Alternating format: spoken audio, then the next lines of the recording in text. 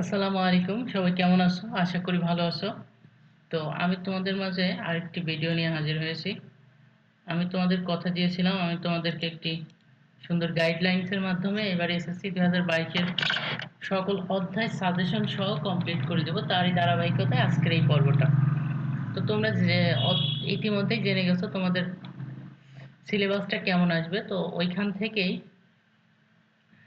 পরিসংখ্যান যে বিষয়টা আছে এই বিষয়টা একদমই সহজ। এই অধ্যায় থেকে দুইটা সৃজনশীল তুমি খুব সহজেই অ্যান্সার করতে পারবা, কারণ দুইটা সৃজনশীলই অ্যান্সার করতে পারবা। এইটাই হচ্ছে তোমাদের এবারকার জন্য সুযোগ আর কি, ঠিক আছে? তো অন্যান্য অধ্যায় থেকে যেমন কনফার্ম বলা যায় না, কিন্তু এই অধ্যায় থেকে একদম কনফার্ম বলা যাচ্ছে তুমি দুইটার অ্যান্সার করতে পারবা, ঠিক আছে? অন্যান্য অধ্যায় এরকম কনফার্ম করে বলতে পারবো না, কারণ তোমরা পারবে কিনা এটা একদম শিওর না। কিন্তু পরিসংখ্যান বিষয়টা মাত্র 2 দিন অথবা 3 দিন যদি তোমরা ট্রাই করো, কারণ অলরেডি তোমরা সব জানো, জাস্ট 2 থেকে 3 দিন শুধুমাত্র সাজেশন আকারে যদি একটু ফলো করো তাহলেই সম্ভব। হ্যাঁ, আচ্ছা, এখন আমি এই 2-3 দিনে কি করবা সেটা একটু বলি। প্রথম 2-3 দিনে বেসিকটা কমপ্লিট করবা, এরপরে সাজেশন তুমি করলে পরে না। তো আমি তোমাদের 3টা ভিডিও দিব, 3টা ভিডিওতেই আমি পরিসংখ্যানটা কভার করে দিব। তো আজকে ফার্স্ট ভিডিও, আশা করি আগামী 2টা ভিডিও, মোট 3টা দিন 3টা ভিডিও দেখলে ইনশাল্লাহ তোমাদের পরিসংখ্যান বিষয়টা একদম ঝরঝরা হয়ে যাবে। চলো শুরু করি। প্রথমত তোমাদের শিখতে হবে সূত্রগুলো, ঠিক আছে? তো সূত্র থেকে আমরা দেখো প্রথমত একদম প্রথম যেটা ছোট্ট বিষয় প্রচুরক, সেটা দিয়ে শুরু করছি। তাহলে প্রচুরকের সূত্রটা একটু দেখো। L plus F1 divided by F1 plus F2 into H, এইটা হচ্ছে আমার প্রচুরকের সূত্র।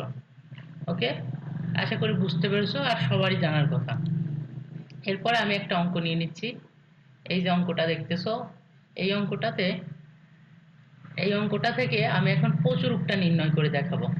তো আমি ধারাবাহিকভাবে প্রচুরক, গড়, মধ্যক তিনটাই দেখাবো। এই তিনটা দেখালেই পরে তোমাদের পরিসংখ্যান থেকে সবটুকুই কভার হয়ে যাবে, কারণ পরিসংখ্যানে মোট আছেই 3টা বিষয়: গড়, মধ্যক এবং প্রচুরক। তার মধ্যে থেকে প্রচুরকটা আমি আজকে দেখাচ্ছি। দেখো, এই যে একটা অঙ্ক দেখতেছো, এই অঙ্কটার মধ্যে আমি প্রথমতই, এটা আমার রাশি, অঙ্কের রাশি, এখান থেকে আমি ফার্স্টেই কি করলাম, প্রচুরকের যে সূত্রটা ওইটা লিখে নিলাম। প্রচুরক সমান সমান L plus F1 by F1 plus F2 into H. প্রচুরকের ক্ষেত্রে বলে রাখতেছি, প্রচুরকের ক্ষেত্রে এক্সট্রা কোনো ঘর টানতে হবে না, শুধুমাত্র জাস্ট সূত্রটা বসাইবা এবং এইখানে যে মানগুলো প্রয়োজন সেই মানগুলো বের করলেই এনাফ। তো একটু লক্ষ্য করো, প্রথমত আছে আমার এল। হ্যাঁ, তার আগে আমি একটা সাইড নোট নিয়ে নিয়েছি। দেখো, একটা সাইড নোট নিয়ে নিয়েছি, এখানে লিখেছি এখানে সর্বাধিক গণসংখ্যা, গণসংখ্যা সর্বাধিক কত, 12। দেখো এখানে 4, 6, 8, 12, 9, 7, 4, তার মানে এখানে সব থেকে বড় যেটা আছে সেটা 12। এখানে এই 12-র মধ্যে দেখো 61 থেকে 70 আছে। তো এই শ্রেণীতে 12-র অবস্থান। তো এতটুকু তোমরা লিখে নিলেও নিতে পারো, না নিলেও কোনো সমস্যা নেই, অঙ্ক কাটবে না। এরপরে একটা সাইড নোট দিলাম। সাইড নোট দেওয়ার পরে আমি এই মানগুলোকে জাস্ট, এই যে মানগুলো, এই মানগুলো আমি এখান থেকে বের করে নেব। প্রথমেই দেখো এল। এলটা কি জানো? এলটা আসলে এই যে বড় গণসংখ্যার মধ্যে কি ছিল, 61 থেকে 70। বড় গণসংখ্যার মধ্যে কি কোন শ্রেণীতে? 61 থেকে 70 এই শ্রেণীতে। তো এই শ্রেণী থেকে ছোট যেটা আছে, ছোট যেটা মানে 61, এই 61টাই তোমার এল, ঠিক আছে? এরপর F1, আর নিচেও আছে F1, তার মানে একটা F1 বের করলে দুইটাই বের হয়ে যাবে। তো F1 মানে বড় গণসংখ্যা।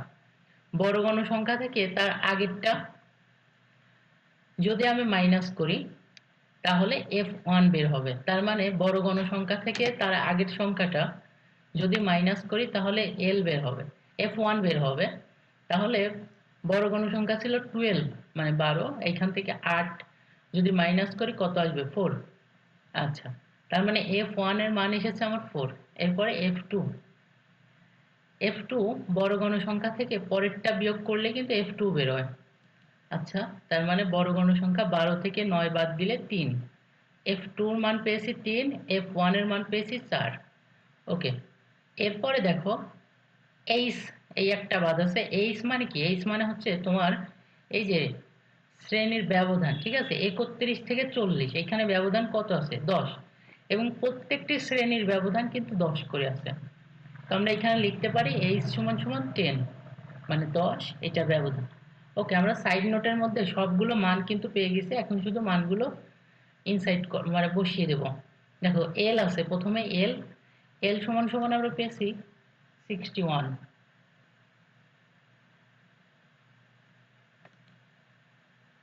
Plus f1 divided by f1 plus f2 into h. ঠিক আছে, f1 by f1 plus f2 into H. এই ক্ষেত্রে f1 দেখো আমার f1 কত 4, এবং নিচেও আছে f1, f1 দুইটাতেই আমি 4 4 বসিয়ে দিয়েছি।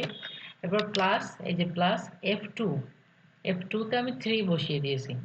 এরপর দেখো ইন্টু এইচ মানে ইন্টু 10, এই যে এইচ এর মান কিন্তু আমার এখানে 10 ছিল।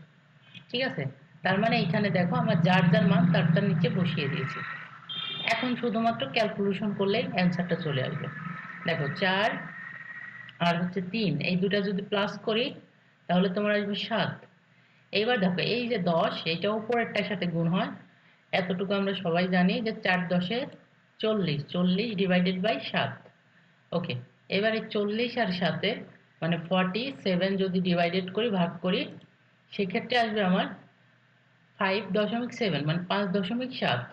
এই ক্ষেত্রে 61 যোগ 5.7 যদি করো সেক্ষেত্রে আসবে 66.7। ওকে, এইটাই আমার আনসার। তাহলে আশা করি প্রচুরকটা বুঝতে পেরেছো। আরও কয়েকটা অঙ্ক প্রচুরকের আমি একটু দেখাই দিই এর সাথে, তাহলে একদম ক্লিয়ার হয়ে যাবে। এরপরে দেখো নিচের গণসংখ্যা নিবেশন সারণী থেকে প্রচুরক নির্ণয় করো। এইটা উদাহরণের অঙ্ক, এইটা করানোর একটা উদ্দেশ্য আছে। দেখো আমরা এই যে সাইড নোটটা নিয়ে নিচ্ছি, এখানে এল আছে।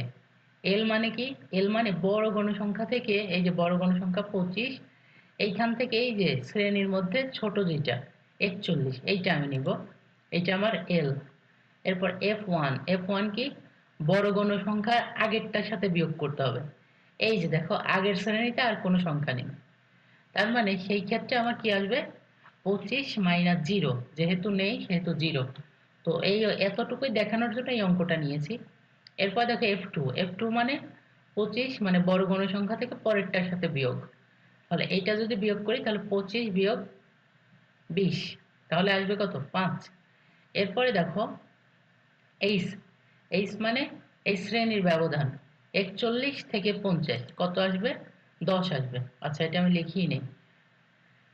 এরপরে এখানে দেখো এল, এল এর স্থানে 41, f1 এখানে 25, f1 এখানে 25, আর f2 এখানে 5, আর এইচ, এইচটা হচ্ছে 10। তোমরা এখানে কিন্তু লিখিয়ে দেবে, সাইড নোটে সবকিছু লিখিয়ে দেবে।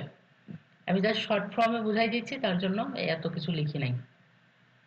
এরপরে দেখো এই 25 আর 5 যোগ করব, আর এই যে 10, এইটা 25 মানে উপরেরটার সাথে গুণ হবে। ওকে, এই যে দেখো 25 আর 5 30, আর এই যে 10 আর 25 আর 30, এই তিনটা যদি একসাথে ভাগ করে দাও তাহলে আসবে 8.33। ঠিক আছে, তাহলে 41 প্লাস 8.33 সব মিলে একসাথে যদি প্লাস করো 49.33। ওকে, তারপরে এটা বুঝেছি। আরেকটা দেখি, এইটাও উদাহরণের অঙ্ক। এইখানে দেখো বড় গণসংখ্যা যেটা সেটা শেষে আছে, তার মানে এইটার কিন্তু f2 বের করার মতো অবস্থা নেই, সেই ক্ষেত্রে সাইড নোট নিলাম। এরপর কি লিখবো, এখানে 41, এই যে এল বড় গণসংখ্যার মধ্যে ছোটটা 41, f1, f1 কি? বড় গণসংখ্যা থেকে আগেরটার সাথে বিয়োগ, তার মানে এই যে 25 থেকে 20 বিয়োগ করলে 5। এবার f2, f2 কি? এই যে 25 থেকে পরেরটা, এখন দেখো পরেরটা নেই, সেই ক্ষেত্রে 25 মাইনাস 0। ওকে, এরপরে ইন্টু এইচ, এইচ কি? এইচ হচ্ছে শ্রেণীর ব্যবধান 11 থেকে 20, 21 থেকে 30, 31 থেকে 40, সবগুলোর মধ্যে ব্যবধান কত আছে 10। এবার আমরা মানগুলো শুধুমাত্র বসিয়ে দেব। এল, এল 41 41 প্লাস f1 5, f, ওকে আমি এখানে একটু আগে পাশে লিখে ফেলেছি, সমস্যা না। f1 5, f2 25 ইন্টু 10, এখানে 25 আর 5 যোগ করলেও 30 আসবে, 5 আর 25 যোগ করলেও 30 আসবে। ওকে, ওকে এইটা বিষয় না। এরপরে দেখো এই দুইটা গুণ করে এটা দিয়ে ভাগ করো, এই যে ভাগ করলে কত আসবে তোমার, ভাগ করলে তোমার আসবে 1.67। এই ক্ষেত্রে 42.67। আশা করি প্রচুর বিষয়টা তোমরা সুন্দরভাবে বুঝতে পেরেছো। ঠিক আছে, তো আজকের মতো এই পর্যন্তই বিদায় নিচ্ছি। আগামী ভিডিওতে আমি মধ্যক কিংবা গড় এইটা নিয়ে হাজির হব। আশা করি তত সময় তোমরা আমার সাথেই থাকবে।